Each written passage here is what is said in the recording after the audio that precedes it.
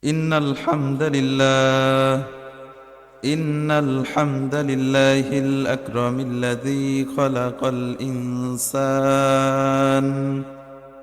وكرم وعلمه من البيان ما لم يعلم فسبحان الذي لا يحصى امتنانه من لسان ولا بالقلم ونشهد أن لا إله إلا الله وحده لا شريك له ونشهد أن سيدنا ومولانا محمدا عبده ورسوله الذي أرسله بالحق بشيرا ونذيرا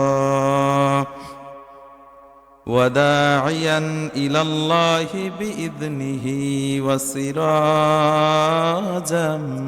منيرا فقد قال الله تعالى في كلامه المجيد وهدى وبشرى للمتقين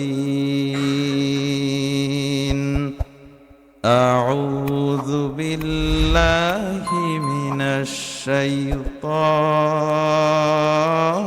الرجيم بسم الله الرحمن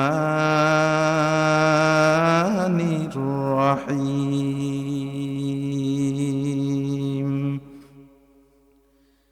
يا أيها الناس اعبدوا ربكم الذي خلقكم يا أيها الناس اعبدوا ربكم الذي خلقكم والذين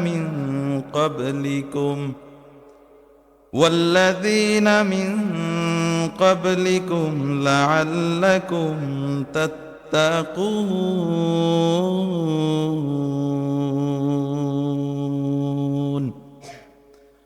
وقال تعالى في شان حبيبه فلا وربك لا يؤمنون حتى يحكموك فيما شجر بينهم ثم لا يجدوا في أنفسهم حرجا مما قضيت ويسلموا تسليما اللهم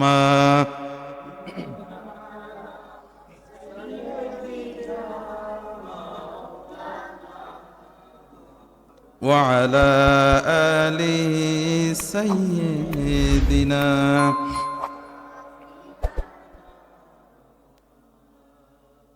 আলহামদুলিল্লাহ অগণিত শুকরিয়া মহান আল্লাহ রাব্বুল আলামিনের দরবারে যিনি আমাদেরকে অত্যন্ত আদর করে মায়া করে এবং ভালোবেসে প্রতি জুমার ন্যায় এই জুমাতেও আগে আগে আল্লাহ রাব্বুল আলামিনের সবচাইতে পছন্দের জায়গায় আসার এবং বসার সুযোগ করে দিয়েছেন।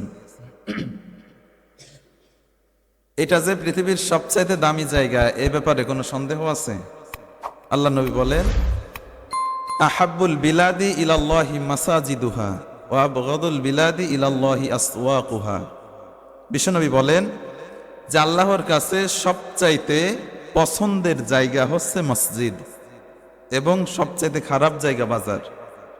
যে আল্লাহ রাব্বুল আলামিন আমাদেরকে সবচাইতে ভালো জায়গায় আনলেন যথা টাইমে, সে আল্লাহর দরবারে নত শিরে দিল থেকে শুকরিয়া জ্ঞাপন করি, বলি আলহামদুলিল্লাহ। দরুদ এবং সালাম আমাদের নেতার প্রতি, যাকে আল্লাহ রাব্বুল আলামিন সমস্ত বিশ্ব জগতের জন্য নেতা করে পাঠিয়েছেন। সংক্ষেপে তার উপরে দরুদ পড়ি, বলি সাল্লাল্লাহু আলাইহি ওয়াসাল্লাম। আমি আপনাদের সামনে সূরাতুল বাকারা থেকে ধারাবাহিক আলোচনা করতেছিলাম। আজকে সূরাতুল বাকারার 21 নম্বর আয়াত। এই আয়াত থেকে কিছু কথা বলার চেষ্টা করব ইবাদত সম্পর্কে, যদি আল্লাহ রাব্বুল আলামিন আমাকে তৌফিক দান করেন। ওয়ামা তৌফিকি ইল্লা বিল্লাহ সুবহানাকা লা ইলমা লানা ইল্লা মা আল্লামতানা আলাইহি তাওয়াক্কালতু ওয়া ইলাইহি উনীব। তো সরাসরি আলোচনায় চলে যাব, ভূমিকা লম্বা করা যাচ্ছে না যেহেতু সময়ের সংক্ষিপ্ততা। আমি যা তেলাওয়াত করেছি এই আয়াতে আল্লাহ রাব্বুল আলামিন বলছেন, আল্লাহ রাব্বুল আলামিন বলেন, ইয়া আইয়ুহান নাসু উবুদু রাব্বাকুমুল্লাযী খলাকাকুম ওয়াল্লাযীনা মিন ক্বাবলিকুম লাআল্লাকুম তাত্তাকুন। আল্লাহ রাব্বুল আলামিন বলেন, ইয়া আইয়ুহান নাস, হে মানব জাতি।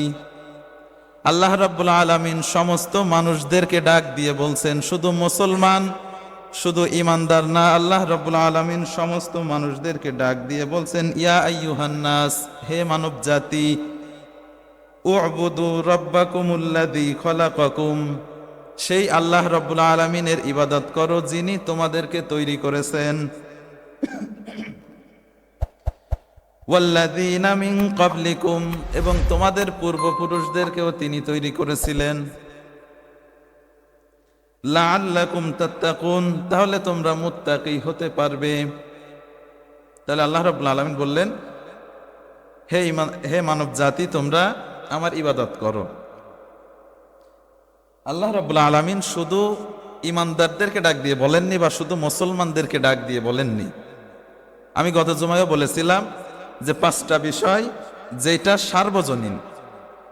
1 নাম্বার, আল্লাহ রাব্বুল আলামিন তিনি সবার জন্য রব।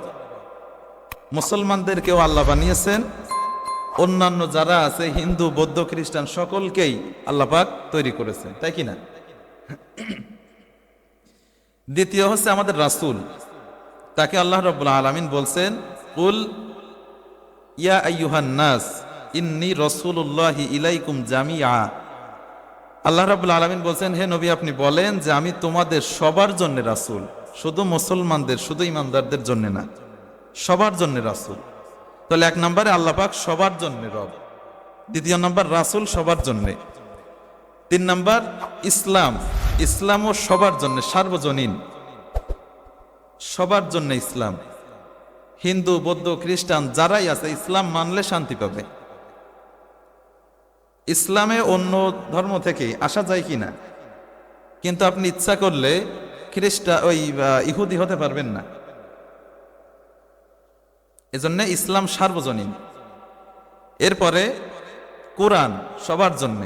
আল্লাহ রাব্বুল আলামিন বলছেন, হাদা বায়ানুল লিন্নাস, আমি এই কোরআন নাজিল করেছি সমস্ত মানুষের জন্য। এরপরে আল্লাহর নবীর হাদিস, এটাও সমস্ত মানুষের জন্য। তাহলে এই 5টা বিষয় সার্বজনীন, এটা সবার জন্য, শুধু মুসলমানদের জন্য না, শুধু আরবের লোকেদের জন্য না।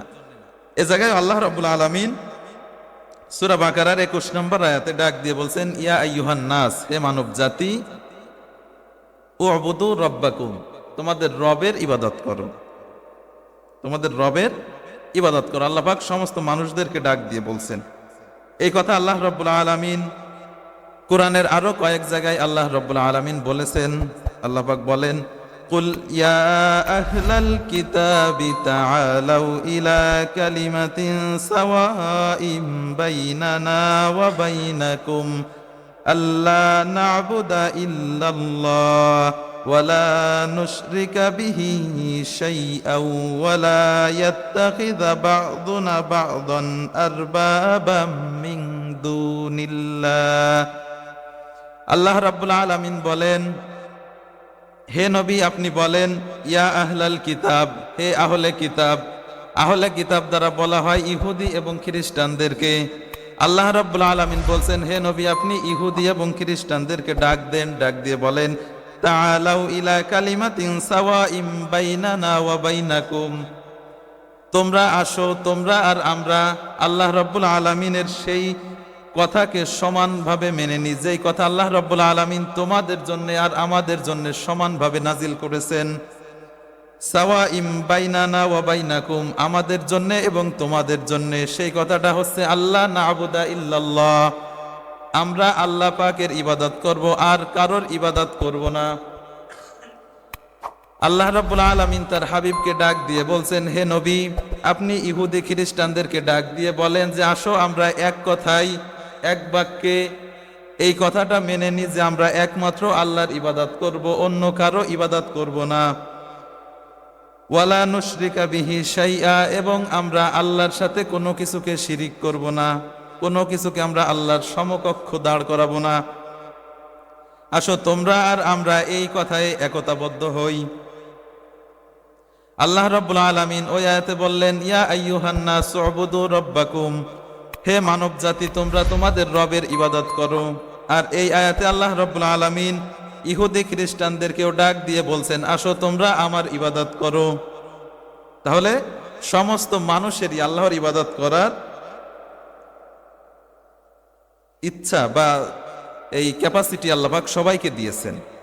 একজন বিধর্মী সেও যদি আল্লাহর হুকুম মানে, এর জন্য আল্লাহ পাক তাকেও পুরস্কৃত করবেন। যদি আখিরাতে না দেন, অন্তত দুনিয়াতে তার পুরস্কার দিবেন। এজন্য আল্লাহর ইবাদত সবার জন্য, সার্বজনীন আল্লাহর ইবাদত করতে হবে সবার। এরপরে আল্লাহ রাব্বুল আলামিন সূরাতুন নিসার 36 নম্বর আয়াতে বলছেন, ওয়া'বুদুল্লাহা ওয়া লা তুশরিকু বিহি শাইআন ওয়া বিল ওয়ালিদাইনি ইহসানা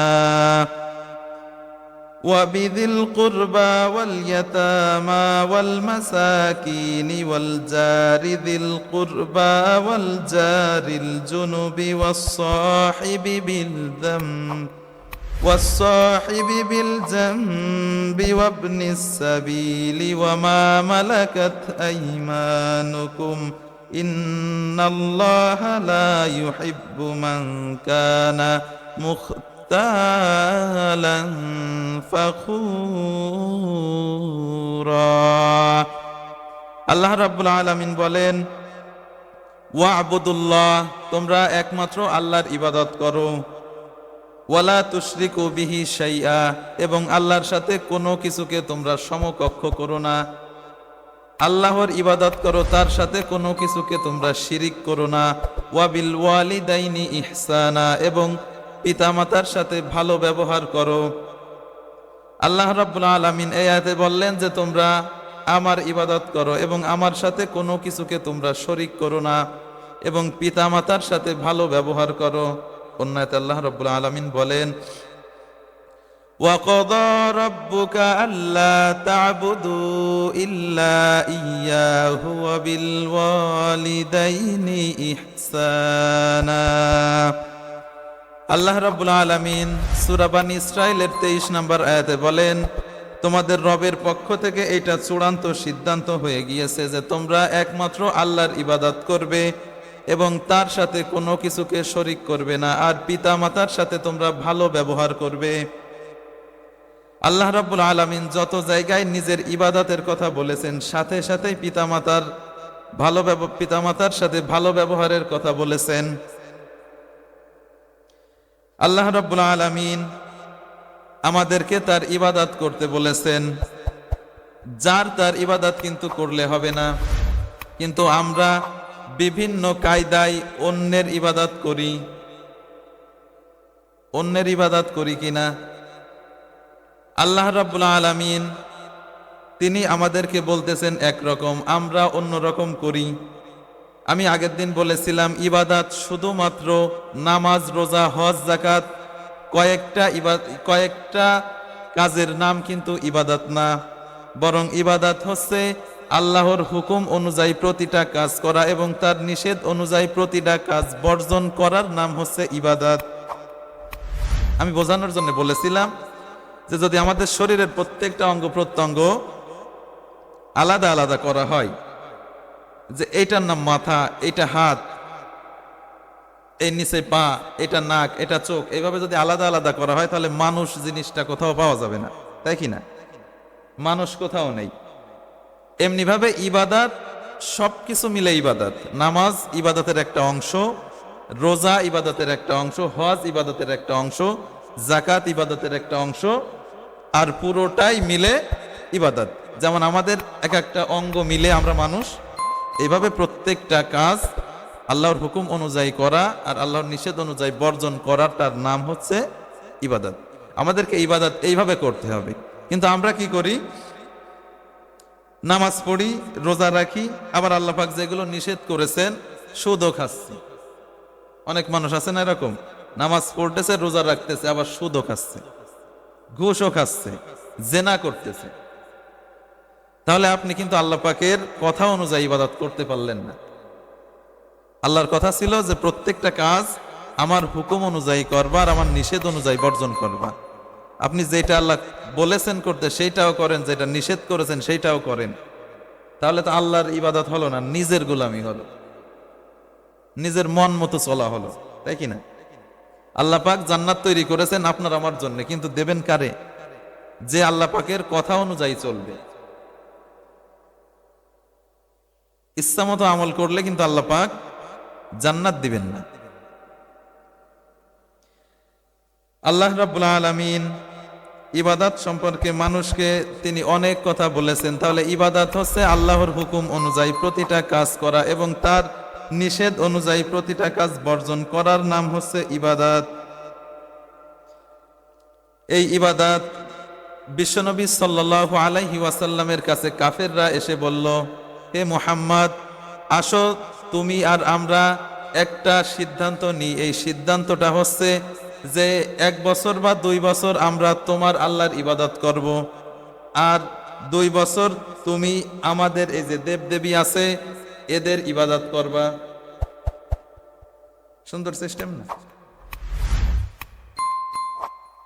আল্লাহ নবীর কাছে এসে বলতেছে যে এই যে গ্যাঞ্জাম মারামারি এটা না করে আসো 2 বছর তোমার আল্লাহর ইবাদত আমরা করি, আর ওই 2 বছর শেষ হয়ে গেলে তুমি আমাকে দেবদেবী আছে এদের ইবাদত করবা।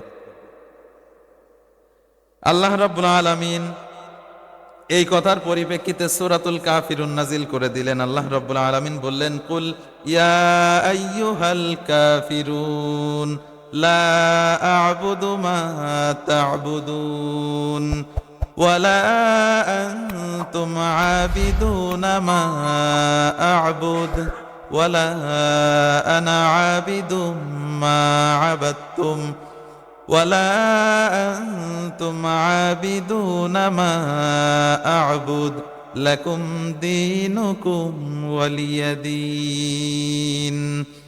আল্লাহ রাব্বুল আলামিন বললেন, হে নবী, আপনি কাফেরদেরকে বলে দেন, হে কাফেররা, তোমরা যার ইবাদত করো আমি তার ইবাদত করি না, আমি যার ইবাদত করি তোমরাও তার ইবাদত করো না, তোমরা যার ইবাদত করো আমি তার ইবাদত করব না, এবং আমি যার ইবাদত করি তোমরা তার ইবাদত করো না।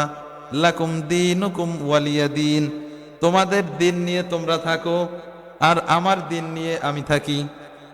আল্লাহ পাক এই কথা বলে দিলেন।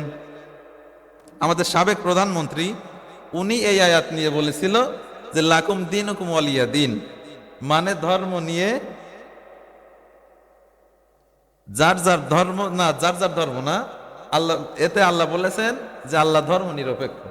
নাউজুবিল্লাহ বলবেন না? শেখ হাসিনা বলেছিল যে লাকুম দীনুকুম ওয়ালিয়া দীন, এর মানে আল্লাহ ধর্ম নিরপেক্ষ, আল্লাহ কোনো ধর্মে সাপোর্ট করে না। তা নাহলে এই বলবে কেন? অথচ আল্লাহ পাক স্পষ্ট বলতেছেন, ইন্নাদ দীনা ইনদাল্লাহিল ইসলাম, আমার কাছে একমাত্র মনোনীত ধর্ম হচ্ছে ইসলাম, একমাত্র জীবন ব্যবস্থা হচ্ছে ইসলাম। আর সে বলে যে আল্লাহ ধর্ম নিরপেক্ষ। তাহলে আল্লাহ রাব্বুল আলামিন বলছেন, হে নবী, আপনি কাফেরদেরকে বলে দিন যে তোমাদের ধর্ম নিয়ে তোমরা থাকো আর আমি ইসলাম নিয়ে ভালোই আছি। কিন্তু মানুষ ইবাদতের নামে বেশি বেশি শিরিক করে, বেদাত করে। ইবাদত করতে যায় ভালো, কিন্তু করে ফেলে বেদাত। সূরা কাউসারের তাফসীর আমি কয়েক দিনও বলেছি, আগে কয়েকবার বলেছি যে সূরাতুল কাউসারের ইন্না আতাইনাকাল কাউসার এই আয়াতের তাফসিরে আমি দেখলাম বিশ্বনবী সাল্লাল্লাহু আলাইহি ওয়াসাল্লাম কিয়ামতের দিন যখন মানুষের কাছে হাউজে কাউসার পান করাবেন, মানুষকে হাউজে কাউসার দিবেন, তখন কিছু লোককে দেওয়ার আগে তাদের সামনে একটা পর্দা পড়ে যাবে, অথবা একটা দেয়াল, একটা প্রাচীর তৈরি হয়ে যাবে। বিশ্বনবী সাল্লাল্লাহু আলাইহি ওয়াসাল্লাম আরজ করবেন, রব্বুল আলামিন, এরাও তো আমার উম্মত, আমি এদেরকেও হাউজে কাউসার পান করাতে চাই।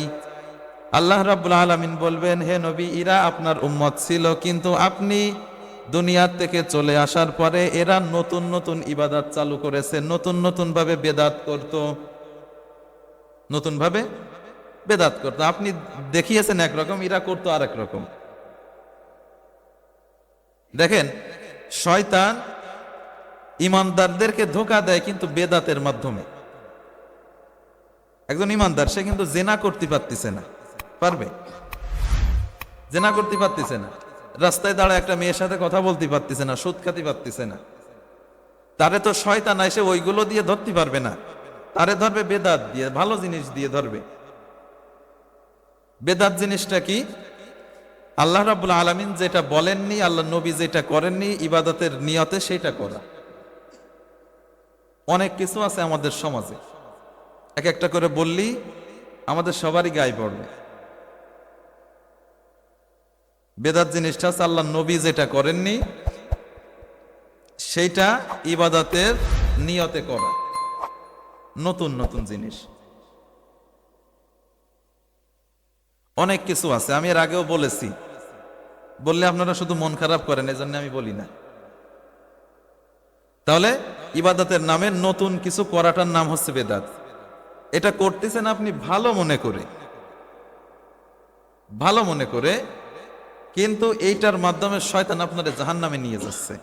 দেখেন, এর মধ্যে একটা বলি মুনাজাত, মুনাজাত না মিলাদ, মুনাজাত বললে আবার অনেকে মিলাদ, মিলাদ পড়াটা কিন্তু আল্লাহ নবীর আমলে ছিল না। আল্লাহ নবীর ইন্তেকালের প্রায় 700 বছর পরে মিলাদ আবিষ্কার হয়েছে। তাহলে এটা আল্লাহ নবী করেননি, সাহাবীরা করেননি। এটা কি মনে হয় আপনার কাছে ইবাদত?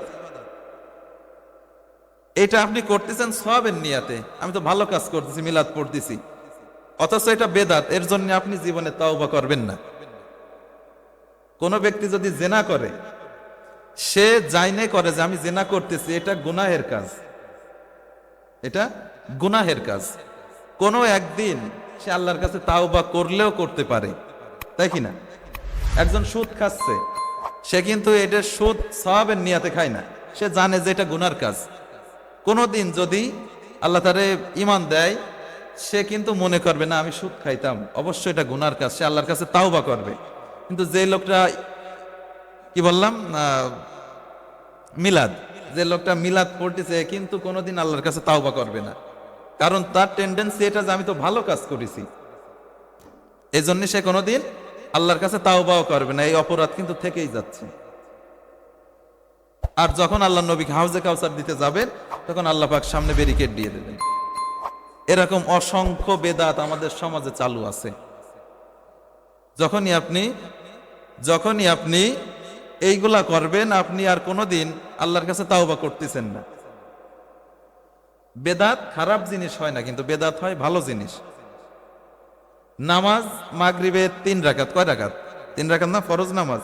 আপনি যদি চিন্তা করেন যে আসরে 4 রাকাত পড়লাম, ইশায় 4 রাকাত পড়লাম, মাঝখানে মাগরিব 3 রাকাত পড়বো কে? মাগরিবও 4 রাকাত পড়ি, আর 1 রাকাত আপনি বেশি পড়তেছেন, 2টা সেজদা বেশি, 1টা রুকু বেশি, সূরা ফাতিহা আর একবার বেশি।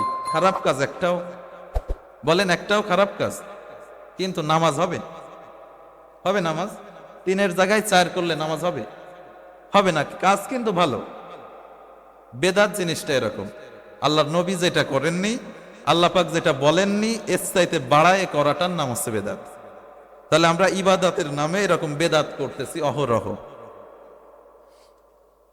এই যে মুহররম আসলে হাই হুসাইন করে মানুষ নিজের শরীরে চাবুক মারতেছে, বেলেট দিয়ে নিজের শরীর কাটতেছে, এইগুলো কি দরকার? এগুলো আল্লাহ পাকের কাছে প্রতিটা ফোঁটা রক্তের হিসাব দেওয়া লাগবে। যাই হোক, এভাবে ইবাদতের নামে বেদাত করা যাবে না।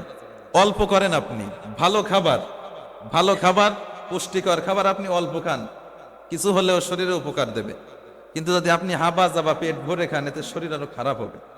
আল্লাহ নবীও বলেন আখলিস দীনাকা ইয়াকফিকাল আমালুল কলিল, তুমি অল্প আমল করো, আমলটা শিরক মুক্ত, বেদাত মুক্ত করো, এই আমলটা তোমার নাজাতের জন্য যথেষ্ট হয়ে যাবে। তুমি আবা জাবা করলে বেদাত দিয়ে শিরিক দিয়ে ভরপুর, তোমার ওই ইবাদতে কোনো কাজ হবে না। আল্লাহ পাক বলতেছেন ওয়াকাদিমনা ইলা মা আমিলু মিন আমালিন ফাজআলনাহু হাবাআম মানসুরা, যদি বান্দার আমল নামার ভিতরে আমি কিয়ামতের দিন কোনো একটা শিরিক দেখতে পারি, একটা শিরিক যদি দেখতে পারি, তাহলে ওই বান্দার আমল নামা আমি ধুলাবালির মতো উড়াই দেব। শিরিকের কত মানে ভয়াবহতা, আমরা এই শিরিক করতেছি অহরহ, শিরিক করতেছি, বেদাত করতেছি। আমাদের এই যে মসজিদটা, এটা ধ্বংস করার জন্য একটা বোমা যথেষ্ট কিনা? এত সুন্দর একটা স্থাপনা, একটা বোমা মারলে যথেষ্ট। তা শিরিক জিনিসটা ওরকম। আপনার ইবাদত আছে, জীবনের আর কোনো গুনাহ নেই, কিন্তু একটা মাত্র শিরিক থেকে গেছে। আল্লাহ পাক বলতেছেন ওই ইবাদত আমি ধুলাবালির মতো উড়াই দেব। তাহলে আমি সারা জীবন ইবাদত করলাম, একটা শিরিক থেকে গেল। এজন্য ইবাদত করতে হবে একেবারে খালেস ভাবে, যতটুক এতটুকু একেবারে ফ্রেশ হতে হবে। শিরিক বেদাত দিয়ে ইবাদত করলে কাজ হবে না। অনেক কথা লম্বা হয়ে যাচ্ছে, আমি এবার ইবাদত করার ফজিলত একটু বলি কুরআন থেকেই। ইবাদত করলে আমাদের কি লাভ আছে? ইবাদত করলে আল্লাহ রাব্বুল আলামিন পবিত্র কোরআনে বলতেছেন, ইবাদত যারা করবে আমি তাদেরকে সঠিক পথ দেখাবো। আমরা দৈনিক 32 বার আল্লাহর কাছে এই কথা বলতেছি, ইহদিনাস সিরাতাল মুস্তাকিম, রব্বুল আলামিন তুমি আমাদেরকে সঠিক পথ দেখাও। আল্লাহ রাব্বুল আলামিন বলতেছেন, বান্দারা তোমরা আমার কাছে প্রতিদিন কমপক্ষে 32 বার আমার কাছে তোমরা সঠিক পথ চাচ্ছ, আসো আমি তোমাদেরকে সঠিক পথ দিয়ে দিচ্ছি। সঠিক পথটা কি? আল্লাহ রাব্বুল আলামিন বলছেন, ওয়া আনি'বুদুনি হাদা সিরাতুম মুস্তাকিম। সূরা ইয়াসিনের 61 নম্বর আয়াতে আল্লাহ রাব্বুল আলামিন বলেন, বান্দারা তোমরা আমার ইবাদত করো আর এইটাই হচ্ছে সঠিক পথ। অন্য আয়াতে আল্লাহ রাব্বুল আলামিন বলেন, ইন্নাল্লাহা রাব্বি ওয়া রাব্বুকুম ফা'বুদু হাদা সিরাতুম মুস্তাকিম।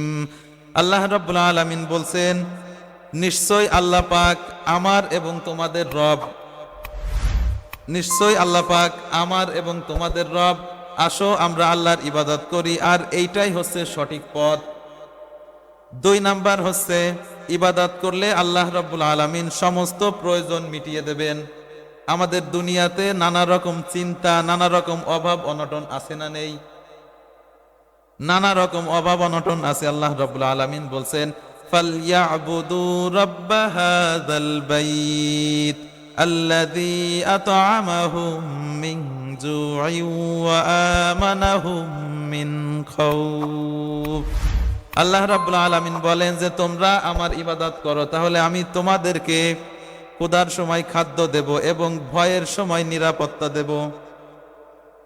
আমাদের ক্ষুধার সময় যদি খাদ্য পেয়ে যায় আর ভয়ের সময় যদি নিরাপত্তা পেয়ে যায়, তাহলে আর কিছু লাগবে? আল্লাহ বলতেছেন তোমরা আমার ইবাদত করো, তাহলে আমি তোমাদেরকে যখন ক্ষুধা লাগবে তখন খাবার দেব, আর যখন ভয় হবে তোমাদের তখন আমি নিরাপত্তা দেব। এই যে যারা বর্তমানে দেশ থেকে পালাই গেছে, এরা যদি আল্লাহর ইবাদত করত, তাহলে এদের কিন্তু আজকে এই ভয়ের সময় নিরাপত্তা আল্লাহ পাক দিতেন, তাই কি না? কিন্তু তারা আল্লাহ পাকের ইবাদত করতে পারেনি। তারা মানুষের ক্ষতি করেছে, আল্লাহ পাকের হুকুমের বিরোধিতা করেছে। এজন্য আল্লাহ পাক তাদেরকে এমন অবস্থা করেছেন, 17 বছরের 16 বছরের ক্ষমতা এক নিমিষেই শেষ। এরপরে আল্লাহ রাব্বুল আলামিন বলছেন, ইবাদত করলে আরো কি লাভ আমি তোমাদেরকে করব। আল্লাহ রাব্বুল আলামিন বলেন, ফাদখুলি ফি ইবাদি ওয়াদখুলি জান্নাতি, তোমরা আমার ইবাদত করো তাহলে আমি তোমাদেরকে জান্নাতে প্রবেশ করাবো। আল্লাহ পাক বলছেন 3 নম্বরে আমি তোমাদেরকে যে পুরস্কার দেব সেটা হচ্ছে তোমরা আমার ইবাদত করো, আমি তোমাদেরকে জান্নাত দিয়ে দেব। তাহলে ইবাদত করলে, আল্লাহর ইবাদত করলে তিনটা পুরস্কার আল্লাহ পাক দেবেন। তবে ইবাদতটা ইবাদতের মতো করতে হবে, আমার ইচ্ছা মতো করলে হবে না। আল্লাহ পাক যেটা আদেশ করেছেন সেটা মানতে হবে, যেটা নিষেধ করেছেন ওইটা বর্জন করতে হবে। এইভাবে ইবাদত যদি আপনি করতে পারেন, আল্লাহ পাক বলছেন আমি তিনটা পুরস্কার দেব। এক নাম্বার হচ্ছে তোমাকে আমি সঠিক পথে আনবো, সঠিক পথে তোমাকে আমি পরিচালিত করব। দুই নাম্বারে ক্ষুধার সময় খাদ্য দেব, ভীতির সময় নিরাপত্তা দেব। তিন নাম্বারে জান্নাত দিয়ে দেব। এই তিনটা পুরস্কার আল্লাহ পাক দিবেন। এরপরে আল্লাহ রাব্বুল আলামিন বলছেন যারা আমার ইবাদত করবে তাদেরকে আমি এই তিনটা পুরস্কার দেব, কিন্তু যারা আমার ইবাদত করবে না তাদেরকে আমি কি করব? আল্লাহ রাব্বুল আলামিন বলেন ইন্নাকুম ওয়া মা তা'বুদুনা মিন দুনিল্লাহি হাসাবু জাহান্নাম আনতুম লাহা ওয়ারিদুন। আল্লাহ রাব্বুল আলামিন বলেন নিশ্চয় যারা আমার ইবাদত বাদ দিয়ে অন্য কারোর ইবাদত করত, আল্লাহ রাব্বুল আলামিন বলছেন যারা আমার ইবাদত বাদ দিয়ে অন্য মানুষের ইবাদত করত, অন্য দেবদেবীর ইবাদত করত, আমি ওই ইবাদতকারীদেরকে আর যাদের ইবাদত করত উভয়কে জাহান্নামে প্রবেশ করাবো। যারা ইবাদত করত আর যাদের ইবাদত করত উভয়কে আল্লাহ জাহান্নামে দেবে। আমরা কিছু কিছু মানুষ আছে, বিশেষ করে যে চামচা যেগুলো নেতাদের ইবাদত এমন ভাবে করে, এতটুকু যদি আল্লাহর ইবাদত করতো তাহলে জান্নাত তাদের জন্য ওয়াজিব হয়ে যাইত। নেতা যা বলে তাই, চিন্তা ভাবনা করে না যে আমি ভালো করতেছি না খারাপ করতেছি, নেতা যা বলে তাই। এইরকম ভাবে ইবাদত করা যাবে না। আল্লাহ পাক যেভাবে বলেছেন সেইভাবে করতে হবে। যাই হোক, আলোচনা বেশি লম্বা করব না, সময়ের সংক্ষিপ্ততা। আর একটা পয়েন্ট বলেই শেষ করে দেব, এই ইবাদতটা কতক্ষণ করতে হবে। আল্লাহ রাব্বুল আলামিন বলেন ওয়া'বুদ রাব্বাকা হাত্তা ইয়াতিয়াকাল ইয়াকিন। আল্লাহ রাব্বুল আলামিন বলেন আর এই ইবাদত তোমরা একেবারে মৃত্যু পর্যন্ত আমার ইবাদত করবে। একেবারে, ইয়াকিন শব্দের অর্থ মৃত্যু। আল্লাহ রাব্বুল আলামিন বলছেন যে তোমরা একেবারে মৃত্যু পর্যন্ত আমার হুকুম অনুযায়ী চলবে, আমার নিষেধ অনুযায়ী সবকিছু বর্জন করবে। যাই হোক, আলোচনা আর বেশি লম্বা করব না। যে কথাগুলো বললাম কোরআন হাদিসের আলোকে আল্লাহ পাক আমাদের সকলকে আমল করার তৌফিক দান করেন। যদি কোনো কথা ভুল বলে থাকি আল্লাহ পাক যেন আমাদের স্মৃতি থেকে মুছে দেন। ওয়া আখিরু দাওয়ানা আলহামদুলিল্লাহি রাব্বিল আলামিন। আসসালামু আলাইকুম ওয়া রাহমাতুল্লাহ।